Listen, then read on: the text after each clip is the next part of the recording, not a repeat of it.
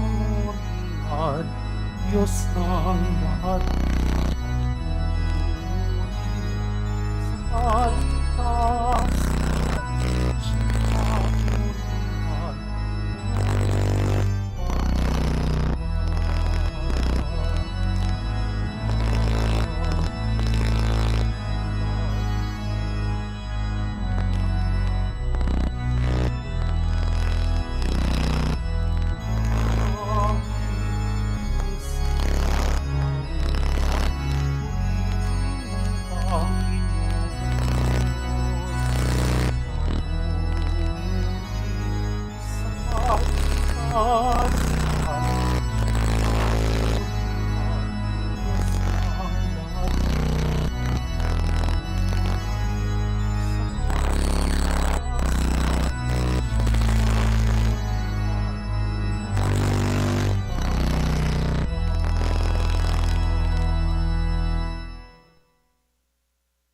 Sa ngalan ng Ama at ng Anak at ng Espiritu Santo, Amen. sumainyo ang Panginoon. At sumayo rin.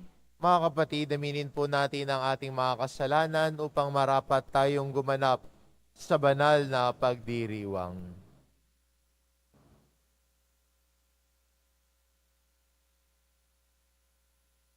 Inaamin ko Sa makapangyarihang Diyos at sa inyo mga kapatid, na luba akong nagkasala sa isip, sa salita, sa gawa, at sa aking pagkukulang. Kaya sinasamo ko sa mahal na Biring Maria, sa lahat ng mga anghel at mga banal, at sa inyo mga kapatid, na ako'y ipanalangin sa Panginoong ating Diyos. kaawaan tayo ng makapangyarihan Diyos, patawarin tayo sa ating mga kasalanan at patnubayan tayo sa buhay na walang hanggan. Amen. Panginoon, kaawaan mo kami. Panginoon, kaawaan mo kami. Kristo, kaawaan mo kami. Kristo, kaawaan mo kami. Panginoon, kaawaan mo kami. Panginoon, kaawaan mo kami. Manalangin tayo. Ama naming makapangyarihan, lakas ka na mga walang inaasahan kundi ikaw. Ang pagluhog namin ay iyong pagbigyan sapagkat kami mga tao lamang na pawang may hina kapag iyong iniwanan.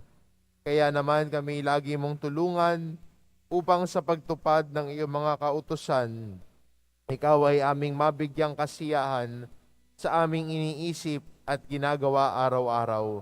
Sa pamamagitan ni Hesukristo, kasama ng Espiritu Santo, magpasawalang hanggan. Amen. Magsiupo po ang lahat. Pagbasa mula sa unang aklat ng mga hari. Nang patay na si Nabat, sinabi ng Panginoon kay Elias na taga-Tisbi, "Madali ka, puntahan mo si Haring Akab. Makikita mo siya sa Jezreel sa ubasan ni Nabat. Naparoon siya upang kamkamin iyon. Sabihin mo sa kanya, ito ang ipinasasabi ng Panginoon. Isa kang mamamatay tao. Ngayon na may pangangamkam ang ginagawa mo, kung saan hinimod ng mga aso ang dugo ni Nabat, doon din hihimurin ng mga aso ang iyong dugo." Sinabi ni Akab kay Elias, "Narito ka na naman, mahigpit kong kaaway." Sagot naman na sa kanya ni Elias, "Oo, hinanap kita uli, sapagkat nagumong ka sa kasamaan. Malagim na parusa ang babagsak sa iyo. Ganito ang ipinasasabi ng Panginoon. Itatakwil kita. Lilipulin ko ang mga anak mong lalaki, matanda at bata. Parorosahan kita tulad ng ginawa ko sa angkan ni Jeroboam, na anak ni Nabat, at sa angkan ni Baasa, na anak ni Ahiyas, sapagkat ako'y ginalit mo at ibinulid mo ang Israel sa pagkakasala. Ito naman ang sumpa labang kay Jezebel. Kakanin siya ng mga aso na nasasakupan ng Israel. Sino man sa angkan ni Akab ang mamatay sa bayan ay kakanin ng mga aso. Sino mang mamatay sa bukid ay kakanin ng mga uwak. Dahil sa mga sulsol ni Jezebel, nagumon si Akab sa paggawa ng masama sa paningin ng Panginoon. Sumamba rin siya sa mga diyos-diyosan, gaya ng mga Amoreo na pinalayas ng Panginoon pagdating ng bayang Israel sa lupaing iyon. Nang marinig ni Akab ang mga sinabi ng propeta, ginawak niya ang kanyang damit, nagsuot ng sako, at di hinubad iyon kahit sa pagtulog. Nag-ayuno siya bilang tanda ng malaking kalungkutan. Kaya't sinabi ng Panginoon kay Elias, hindi mo ba napansin kung paano nagpapakababa sa harapan ko si Akab? Sapagkat nagpakababa siya, hindi ko itutuloy ang parusa sa kanya habang siya'y nabubuhay. Ngunit pagkamatay niya, parurusahan ko ang kanyang angkan.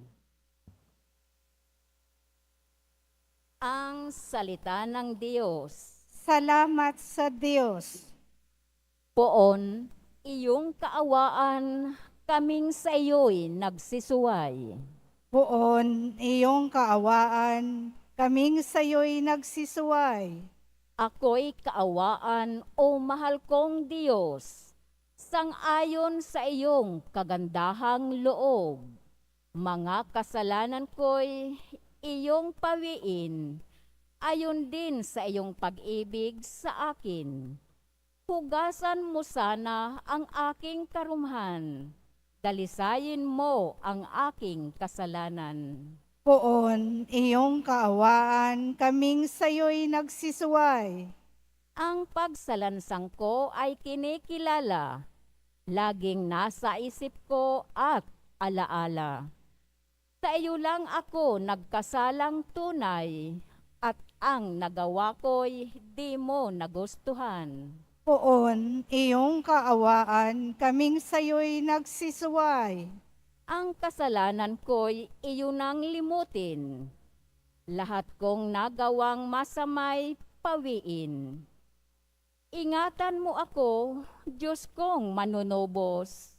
Ang pagliligtas mo'y galak kong ibabantog. Poon, iyong kaawaan, kaming sa iyo'y nagsisuway. Magsitayo po ang lahat.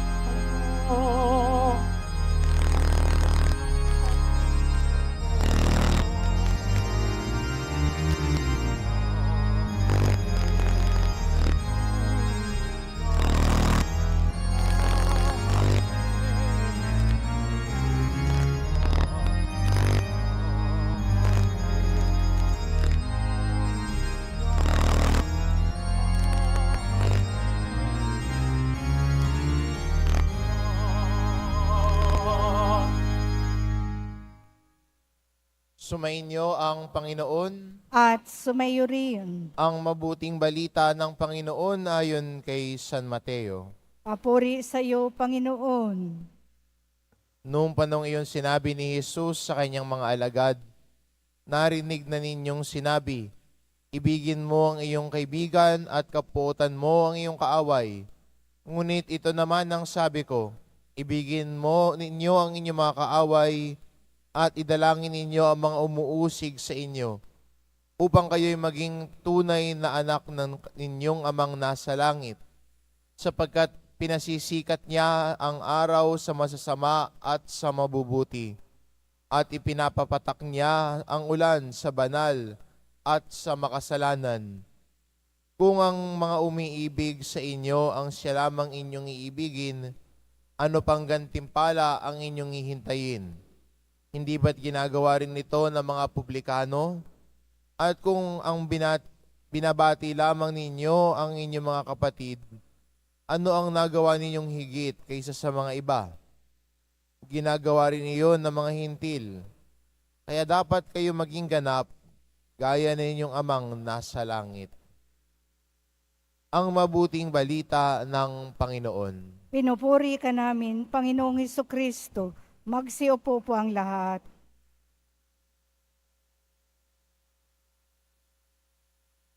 Ang pagsunod ho kay Kristo ay hindi madali. Pwede nga sabihin natin, Lord, gusto ko sumunod sa iyo. Pero kung titignan natin ang mga aral at utos ni Jesus, hindi lahat madali. Minsan may mga aral na mahirap para sa atin. Lalo na ho ang ating ebanghelyo ngayon. Aminin natin, mahirap ito. Para sa atin, paano ko iibigin yung kaaway ko? Gusto ko ang dagukan yun pag nakikita ko.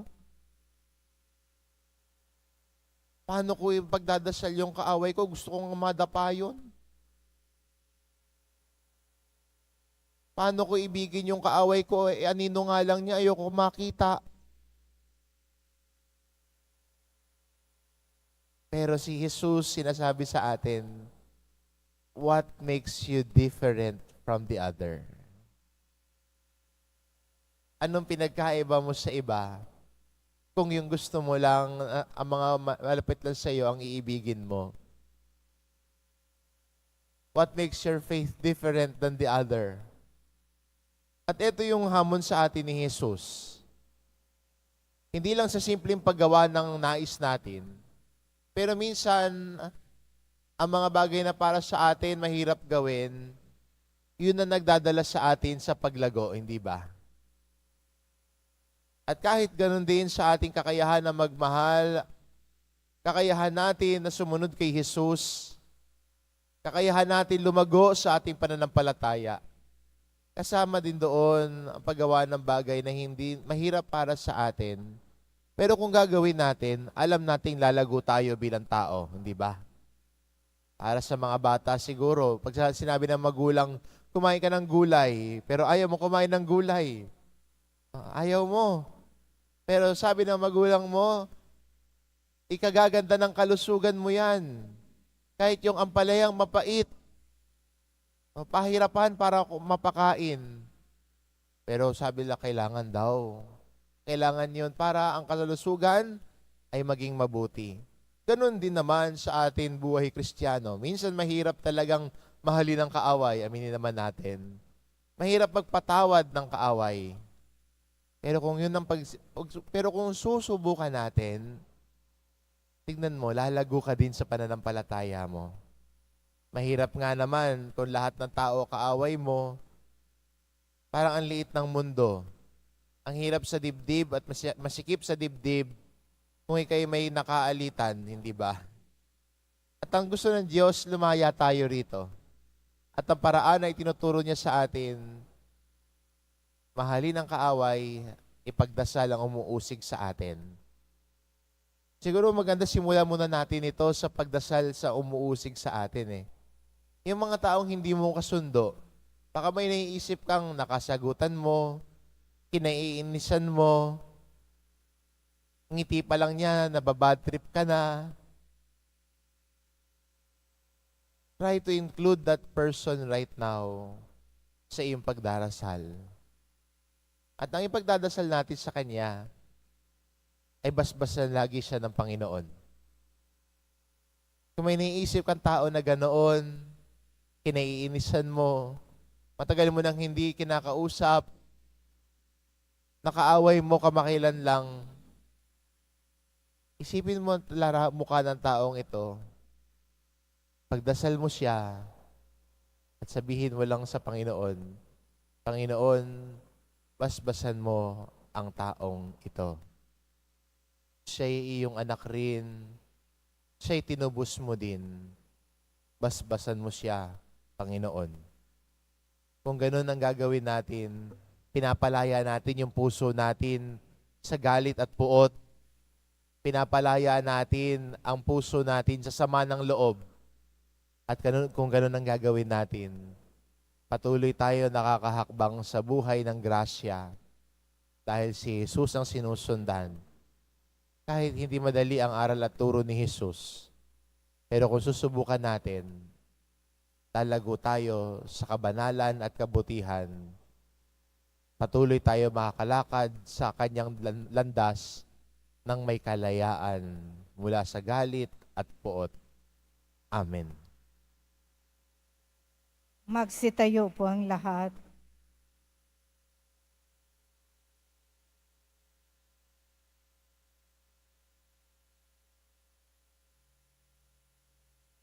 Minamahal ko mga kapatid, lumapit tayo sa Ama upang tulungan tayo makasunod sa halimbawa ni Jesus na nag-uutos sa atin na ibigin natin ang ating mga kaaway.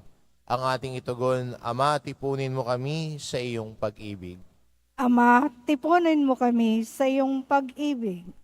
Ang mga pinuno ng simbahan naway magbigay saksi sa pamamaraan ng habag, pag-ibig at pagpapatawad upang masalamin sa kanila ng sanlibutan ang kabanalan ng Diyos.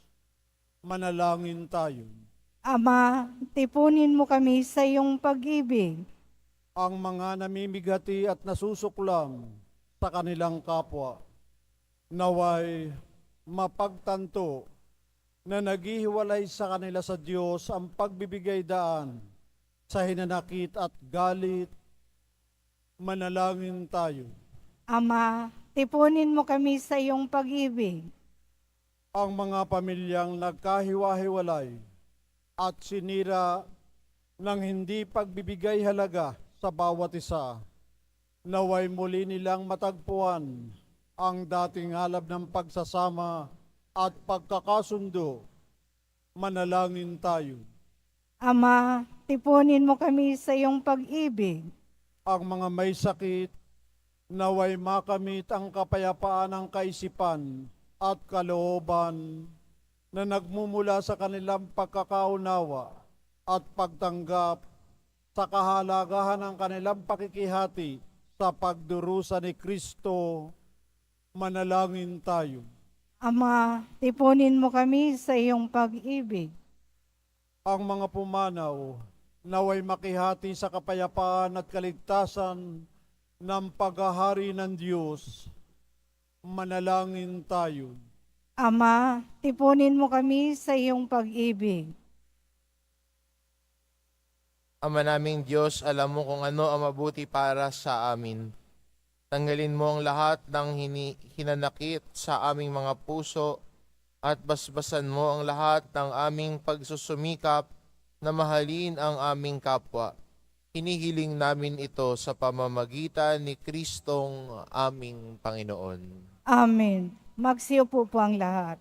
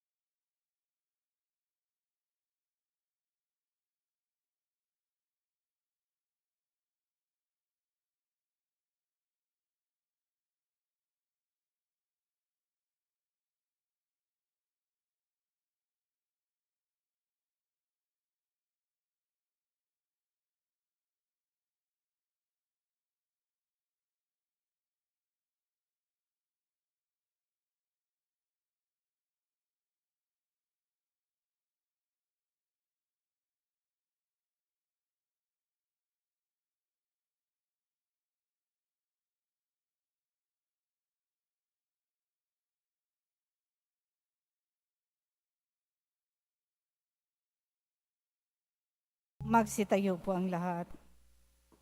Manalangin kayo mga kapatid upang ang paghahain natin ay kalugdan ng Diyos amang makapangyarihan.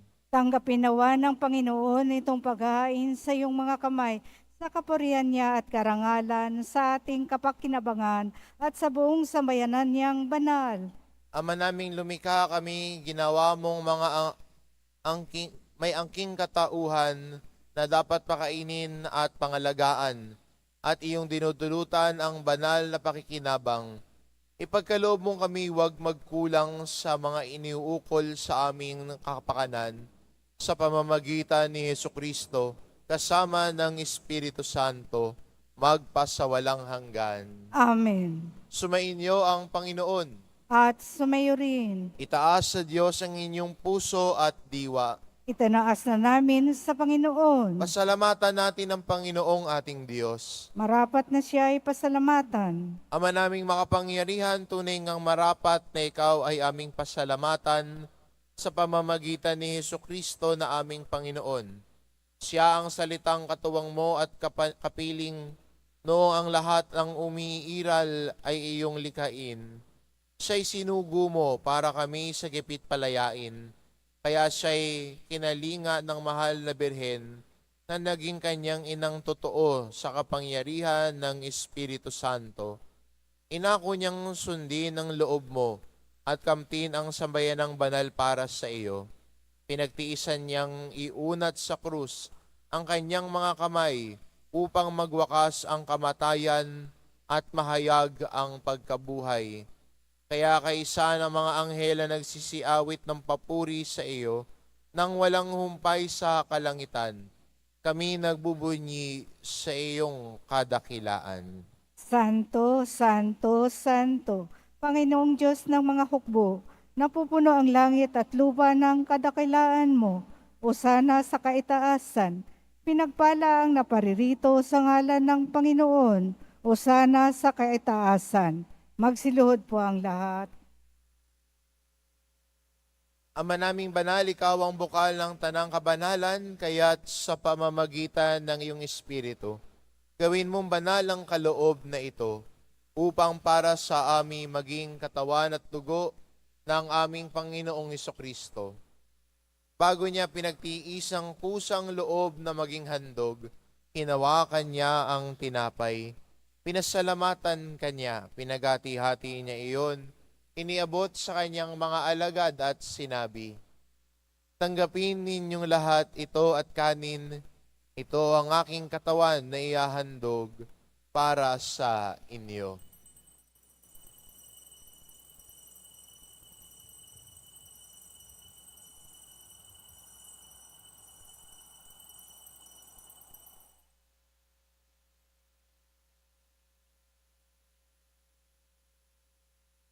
Kaya hindi naman na matapos ang hapunan, hinawakan niya ang kalis. Muli kanyang pinasalamatan. Iniabot niya ang kalis sa kanyang mga alagad at sinabi, tanggapin ninyong lahat ito at inumin. Ito ang kalis ng aking dugo, ng bago at walang hanggang tipan. Ang aking dugo na ibubuhos para sa inyo at para sa lahat, sa ikapagpapatawad ng mga kasalanan.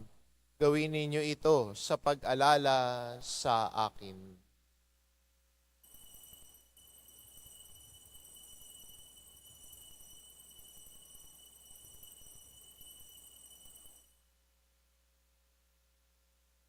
Magsitayo po ang lahat. Ipagbunyi natin ang misteryo ng pananampalataya. Si Kristo'y namatay, si Kristo'y nabuhay, si Kristo'y babalik sa wakas ng panahon. Ama, ginagawa namin ngayon ang pag-alala sa pagkamatay at muling pagkabuhay ng iyong anak, kaya't inaalay namin sa iyo ang tinapay na nagbibigay buhay at ang kalis na nagkakaloob ng kaligtasan. Kami nagpapasalamat dahil kami iyong minarapat na tumayo sa harap mo para maglingkod sa iyo. Isinasamo namin kaming magsasalo-salo sa katawan at dugo ni Kristo ay mabuklod sa pagkakaisa sa pamamagitan ng Espiritu Santo. Ama, lingapin mo ang iyong simbahang laganap sa buong daigdig.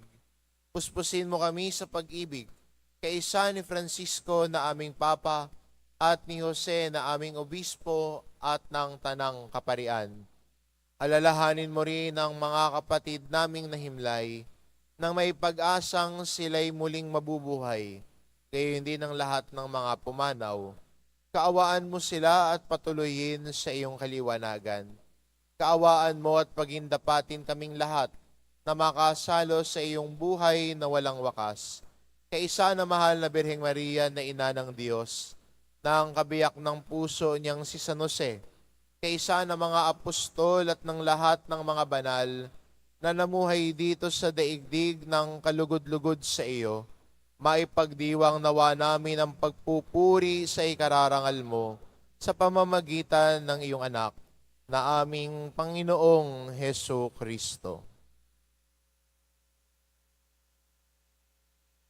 Sa pamamagitan ni Kristo kasama niya at sa Kanya, ang lahat ng parangal at papuri ay sa iyo, Diyos amang makapangyarihan, kasama ng Espiritu Santo, magpa sa walang hanggan.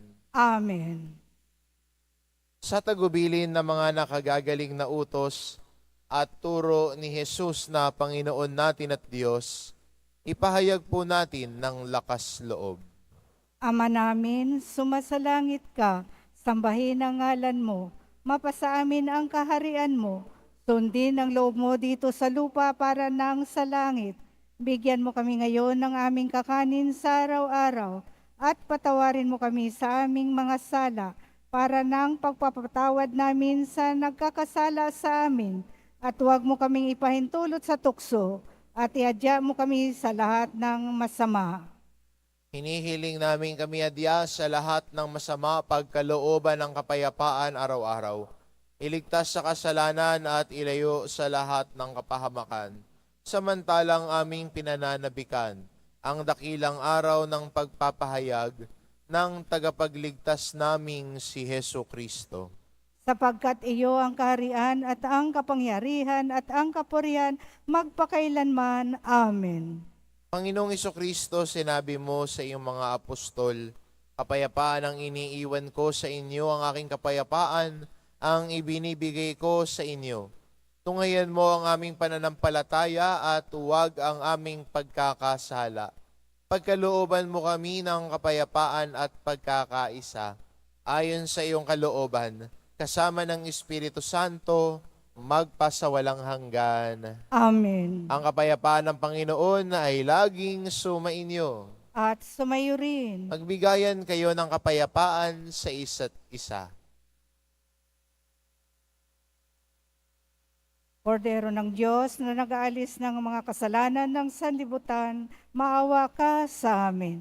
Kordero ng Diyos na nag-aalis ng mga kasalanan ng sanlibutan, maawa ka sa amin.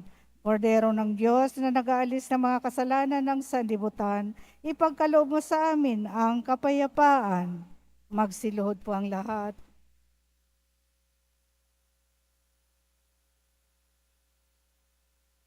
Ito ang kordero ng Diyos, ito nag-aalis ng kasalanan ng sanlibutan.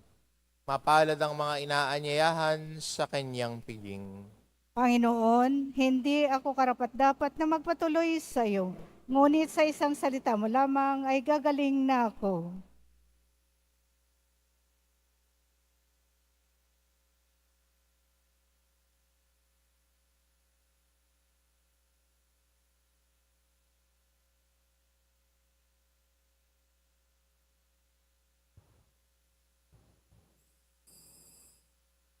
Para sa lahat ng tatanggap ng banal na komunyon, sasagot po tayo ng amin.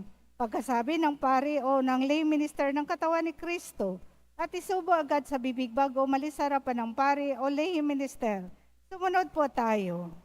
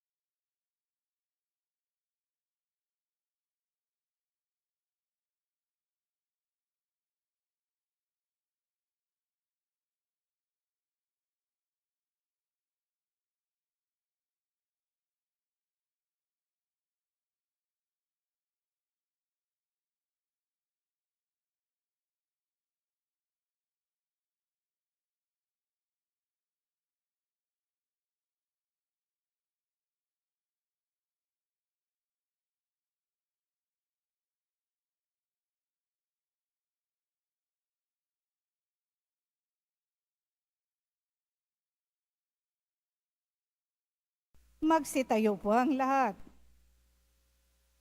Manalangin tayo. Ama naming mapagmahal, ang pinagsaluhan naming banal na pakikinabang na nagpahiwatig ng iyong pakikiisa sa tanang naritong nakikipagdiwang ay magdulot nawa ng pagkakaisa sa iyong sambayanan sa pamamagitan ni Hesukristo kasama ng Espiritu Santo magpasawalang hanggan. Amen. Sumainyo ang Panginoon. At sumayo rin. Mahal na pong Isus Nazareno, inihayag mo sa pamamagitan ng krus ang walang maliw na pag-ibig ng Diyos sa sangkatauhan. Pakinggan mo ang kahilingan ng iyong angka na nagsusumamo sa iyo. Makamtanawa nila ang iyong katugunan at tanggapin ang kasagutan na may utang na loob na tinatanaw. Basbasan din po ninyo ang mga may daladala nilang imahen at dasalan. Sa pamamagitan ng bendisyon na ito, naway maalala nila ang mga pangako nila noon sa binyag, na ikaw ang kanilang iibigin at paglilingkuran bilang Panginoon magpasawalang hanggan. Amen. At pagpalain kayo ng ating mapagmahal na Diyos, ang Ama at ang Anak at ng Espiritu Santo. Amen. Umayo kayo, taglay ang kapayapaan ng Poong Jesus Nazareno. Salamat sa Diyos.